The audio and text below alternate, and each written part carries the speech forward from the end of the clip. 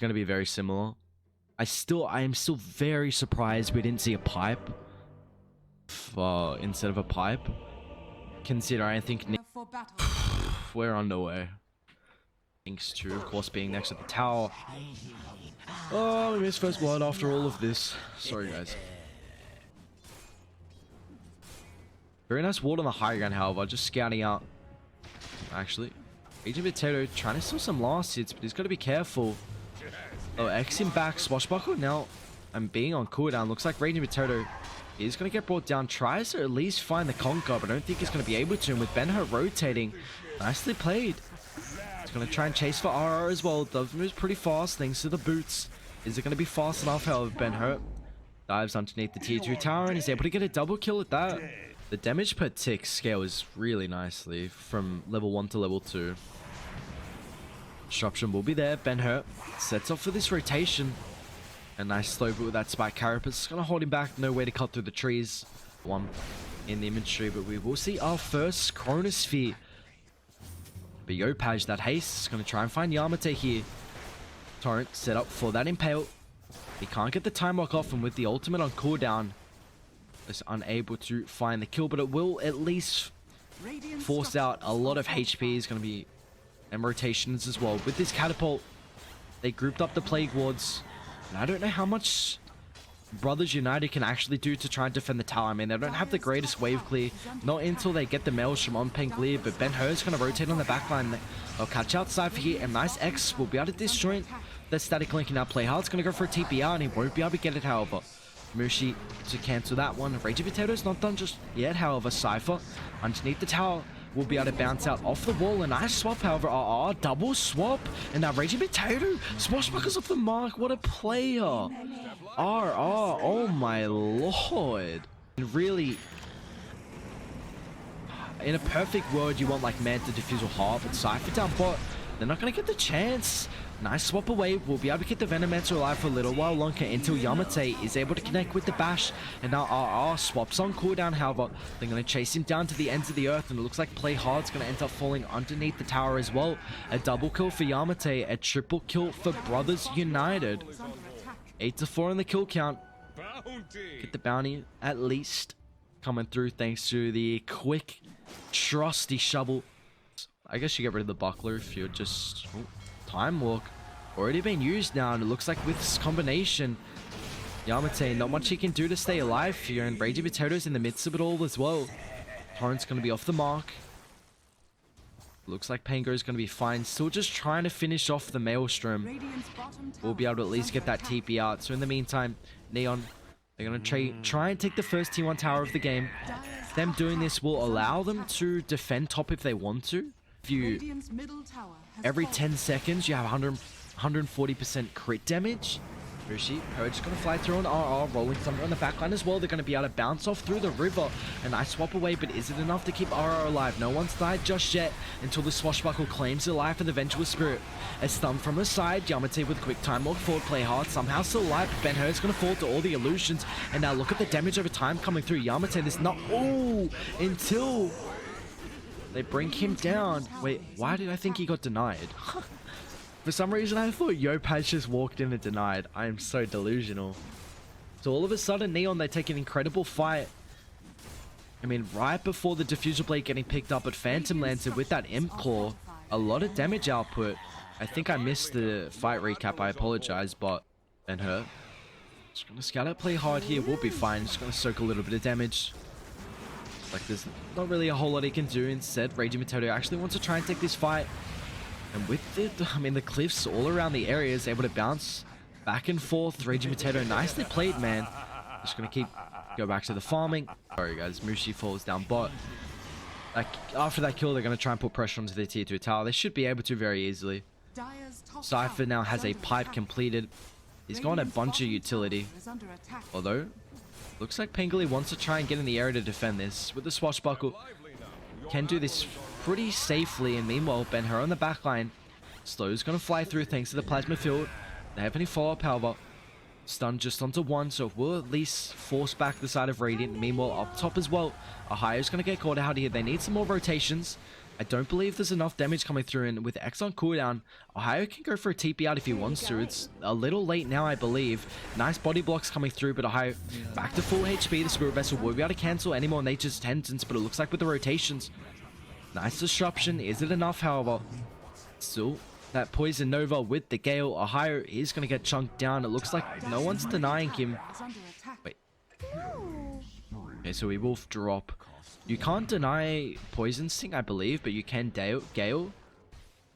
Once again, it feels like he's 3,000 gold. I mean, he's 3,000 gold ahead of the Faceless Void. This Imp Claw pickup, though, is so nuts. It's going to allow him to fight a lot earlier. Like, usually, you go this Manta Diffusal Blade just in case you do need to fight. But I still think they're just lacking a lot of lockdown. They do have the Chronosphere on the Faceless Void if they want to try and take these fights. Ohio now with a lot of attack range, to say the least. 140 getting picked up from the Dragonlance, 100 as well from the Grupo, so 240 bonus. You love to see it. Something I thought he might potentially go for last game, considering I think they lacked a lot of Yamate. He get caught mid. Mushi, can he get in range? However, for the save on the backline, they just got so much damage, and they burst him down before Mushi can get in range for that disruption.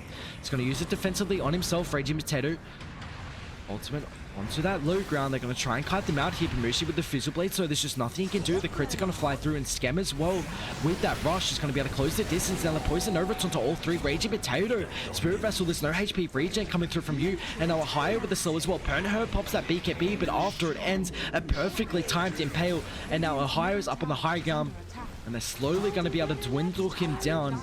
Doesn't matter about the right click damage when they have all the magic coming through. Very, very nicely played from Neon. A 9k gold net worth lead. And they're just going to walk it up the high ground, baby. 22 minutes in, it feels like they're going to be able to get a full lane of racks. Brothers United. What can they do? They're able to hold the technically last game to 60 minutes. This one already looking not as good as that one. A 12k gold net worth lead. Shrines are available. We already have a full lane of racks, and they can Roshan incredibly fast with their minus armor. Something we haven't spoke about is the primary attribute that you're getting from the Vengeance Aura. True Strike. That's 8-second cooldown. That's nuts. Play hard. Uh-oh. They're setting up the trap. The bait has been sprung. Well, I should say the bait has been set. Not sprung just yet. Play hard. He's kind of... I think he's baiting himself, honestly. Yamate, the time look forward. They only find the next assassin a quick swap away, but it looks like Venge with Spirit. RR with the Greaves is going to be enough, however, to keep him live. And meanwhile, play hard on the backline. BKB, Yamate, it's about to expire. They're going to be careful. They're going to get the run buff as well. Ben-Hur with his own BKB. They're going to try and close the distance. However, a lot of damage stolen onto that Conquer, so he's forced to back off. A 2-for-1 currently, but in the meantime, Scamp, he's still in the area with the BKBs on cooldown. Raging Potato, that ultimate's about to expire as well, but it looks like it's going to be just enough for him to disengage. So they buy back on their next assassin.